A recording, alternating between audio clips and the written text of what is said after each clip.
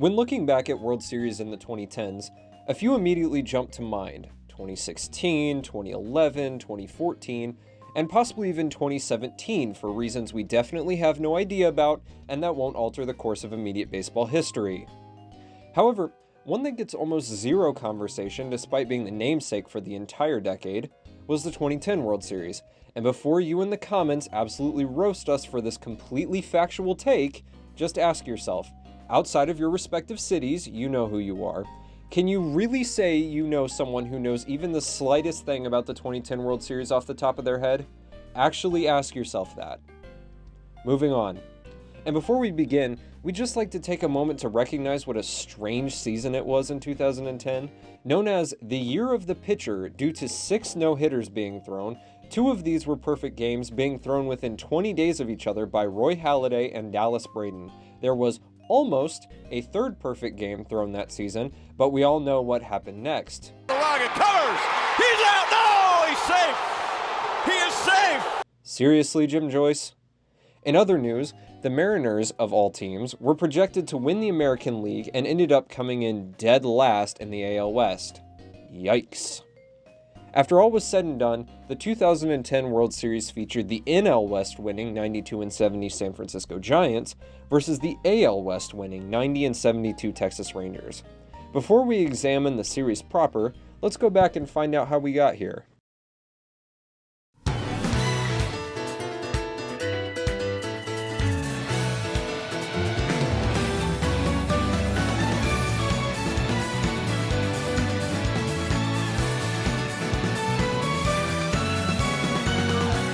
The San Francisco Giants were making their first World Series appearance since 2002 and looking for their first series win since 1954 when they were still the New York Giants.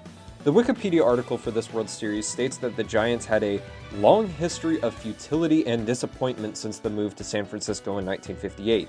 And the name for this futility and disappointment? That would be the Curse of Coogan's Bluff, of course, brought on by angry New Yorkers when their team moved away from them. Who's Coogan's Bluff? No idea. Coogan's Bluff would cause the Giants to lose 3 World Series between 1958 and 2010, once in 1962 to the Yankees, once in '89 to the crosstown rivals Oakland Athletics, this being the famous Earthquake Series, and finally, of course, when they were 8 outs away from winning it all in 2002. After a respectable 88-74 2009, when they finished 3rd in the division, the Giants were not expected to make much noise in the upcoming 2010 season. The only bright spot before the season was their star pitcher, Tim Lincecum, a man whose Baseball Reference page has his nickname listed as Big Time Timmy Jim. Lincecum was coming off of back-to-back NL Cy Youngs and, while placing 10th this season, had yet another dominant season, the undeniable ace of these Giants.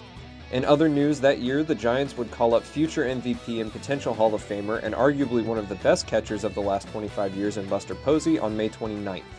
The future Rule namesake would eventually win NL Rookie of the Year as well. The Giants had a fairly unremarkable regular season, going back and forth with the Padres for the lead in the NL West. On the final day of the regular season, the Giants beat the Padres and clinched their first division title since 2003. The Padres then received a second gut punch when the Braves beat the Phillies to clinch the final NL wildcard spot. One thing of note, however, on June 30th, primary catcher Bengie Molina was traded to the Rangers in order to make way for Posey to become the everyday starter. In the NLDS, the Giants would face the Braves, where, in Game 1, big-time Timmy Jim would throw a 14-strikeout complete game in a 1-0 victory in San Francisco. Eventually, the Giants would win the series in 4 behind stellar performances from Matt Cain and rookie Madison Bumgarner, and also ending the career of Hall of Fame Braves and Blue Jays manager Bobby Cox. In the NLCS, the Giants faced the heavily favored NL East winning Philadelphia Phillies, who were coming off of 2 World Series appearances in a row. After taking a surprising 3-1 series lead, Philadelphia would win Game 5 to set up a Game 6 showdown in Philly. After being down 2-0, the Giants jumped on starter Roy Oswalt to tie the game, and Juan Uribe hit a solo shot to put San Francisco up 3-2. Brian Wilson would close out the game, striking out Ryan Howard looking, I guess old habits die hard, and giving the Giants their first pennant in 8 years.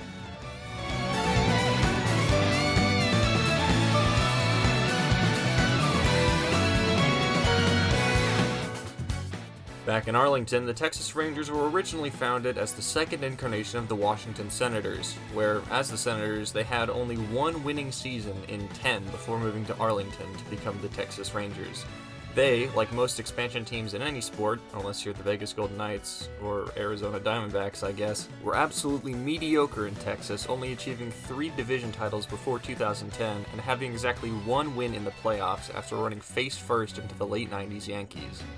No curse here, they just kinda sucked. 2010 was different, however. Coming off an 87 and 75 season where they finished second in the AL West, the Rangers, led by manager Ron Tell him, Wash. It's incredibly hard. Washington, began the year by seeing multiple pieces depart in free agency, most notably future Hall of Famer Ivan Pudge Rodriguez.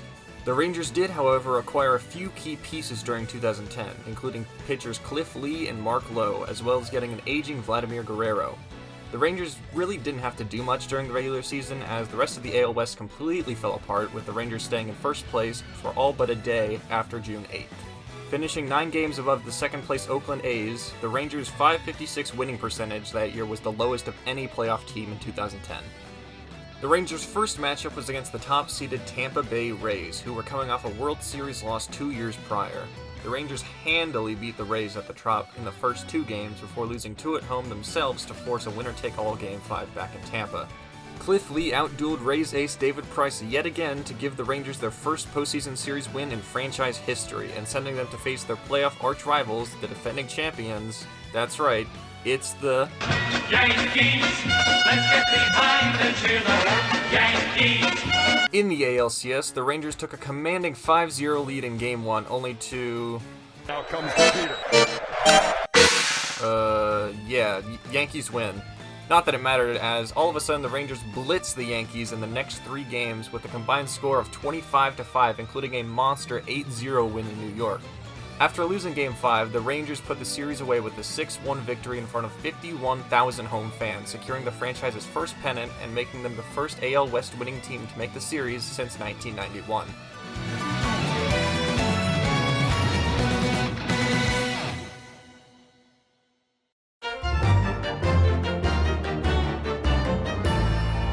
And we've made it. Welcome to Game 1 of the 2010 World Series. It is October 27th at 4:59 p.m. Pacific Daylight Time, and we're at AT&T Park in Frisco, California.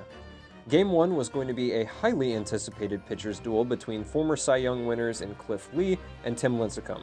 This went well for all of about 0 batters, as Lincecum gave up a hit to Elvis Andrus and then walked Michael Young.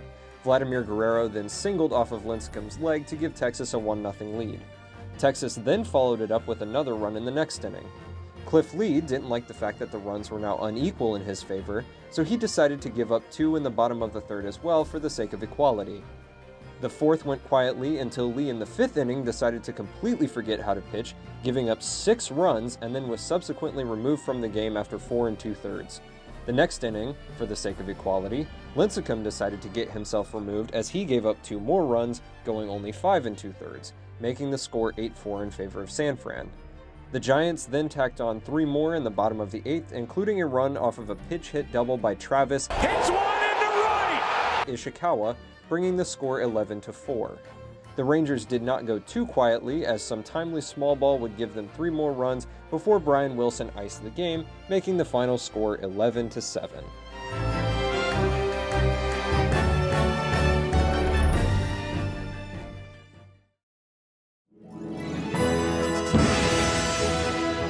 It's Game 2 time, as we're back in the same place, same time, 1 day later. Matt Cain would face off against CJ Prince Fielder's My Daddy Wilson in what was billed to be yet another pitching duel.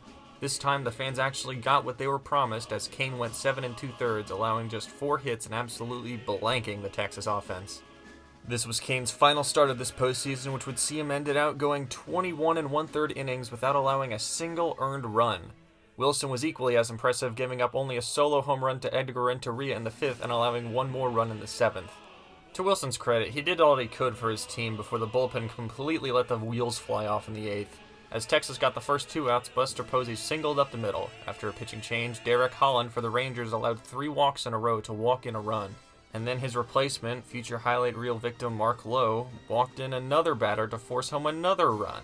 Edgar Renteria drove in 2 more, and then 1 extra was tacked on, making it a 7-run 8th and a 9-0 victory for San Fran.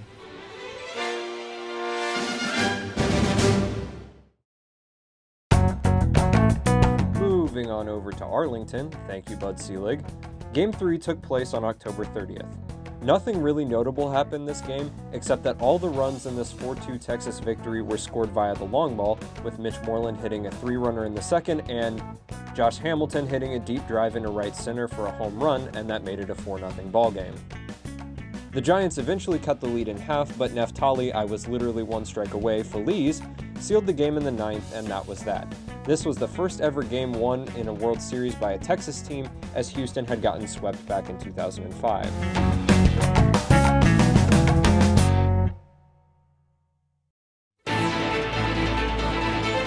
Game 4 was played on Halloween night, so if you like Madison Bumgarner playoff pitching, you got a treat. If you liked watching the Rangers offense in 2010, then you were Charlie freaking Brown.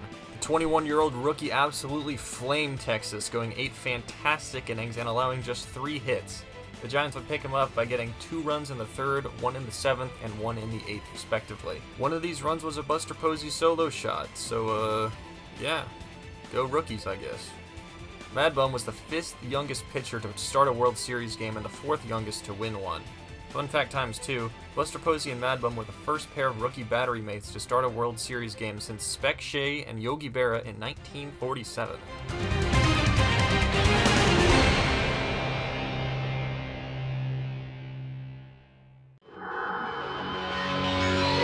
On the night of November 1st, we find the Texas Rangers on the brink of elimination and in desperate need of a win.